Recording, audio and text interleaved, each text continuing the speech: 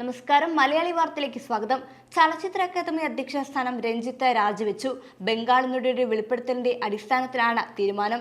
കഴിഞ്ഞ ദിവസം മുഖ്യമന്ത്രിയെ രാജി അറിയിച്ചിരുന്നു. താരസംഘടനയായ അമ്മയുടെ ജനറൽ സെക്രട്ടറി സിദ്ദിഖ് സമാന സാഹചര്യത്തിൽ രാജിവെച്ചു. ഇതോടെയാണ് ഇന്ത്യ അറിയുന്ന പ്രഗത്ഭ കലാകാരന്റെ രാജി. ഇതോടെ മലയാള സിനിമയിലെ രണ്ട് പ്രമുഖർക്ക് ഒരു ദിവസം സ്ഥാനം നഷ്ടമായി. പൊതുസമൂഹത്തിൽ നിന്നുള്ള സമ്മർദ്ദമാണ് രഞ്ജിത്തിന്റെ രാജിക്ക് കാരണമായത്. യുവനടി ലൈംഗികാതിക്രമ പരാതി ഉന്നയിച്ചതിനു പിന്നാലെ താരസംഘടനയായ അമ്മയുടെ ജനറൽ സെക്രട്ടറി സ്ഥാനം സിദ്ദിഖ് രാജിവെച്ചതോടെ രഞ്ജിത്തിന് മേൽ സമ്മർദ്ദം വർദ്ധിച്ചിരുന്നു. ഹേമ കമ്മിറ്റി റിപ്പോർട്ട് പുറത്തു വന്നതിനു പിന്നാലെയാണ് ശ്രീലേഖ മിത്ര രഞ്ജിത്തിനെതിരെ പരാതി ഉന്നയിച്ചത്. പാലേരി മാണിക്യം എന്ന സിനിമയിൽ അഭിനയിക്കുന്ന സമയത്ത് സംവിധായകൻ രഞ്ജിത്ത് മോശമായി പെരുമാറിയെന്നാണ് നടി ആരോപിച്ചത്. ലൈംഗിക ചൂഷണത്തിന് ശ്രമമുണ്ടായെന്ന് നടി വെളിപ്പെടുത്തി. രഞ്ജിത്ത് രാജിവെക്കണമെന്ന് വിവിധ കോണുകളിൽ നിന്ന് ആവശ്യം ഉയർന്നിരുന്നു.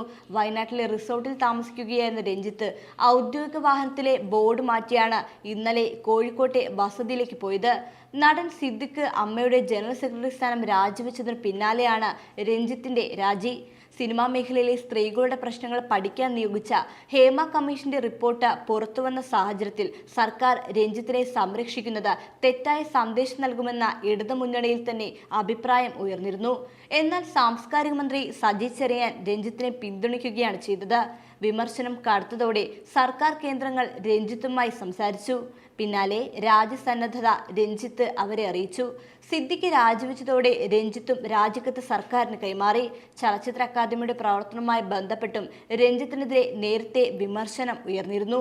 ചലച്ചിത്രമേള ഡിസംബറിൽ ആരംഭിക്കാനിരിക്കെയാണ് രഞ്ജിത്തിന്റെ രാജി.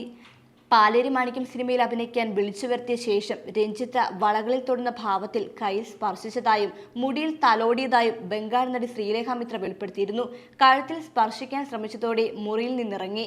ഇതേ തുടർന്ന് സിനിമയിൽ അഭിനയിക്കാനാകാതെ പിറ്റേന്ന് തന്നെ മടങ്ങി. ലൈംഗികമായി ഉപദ്രവിച്ചിട്ടില്ല, എന്നാൽ അതിലേക്കുള്ള സൂചനകൾ നൽകുന്നതായിരുന്നു രഞ്ജിത്തിന്റെ പെരുമാറ്റം. ബംഗാളിലിരുന്ന് നിയമ നടപടികൾ സ്വീകരിക്കുന്നതിന് പ്രായോഗിക ബുദ്ധിമുട്ടുകൾ ഉണ്ടെന്നും ശ്രീലേഖ പറഞ്ഞു.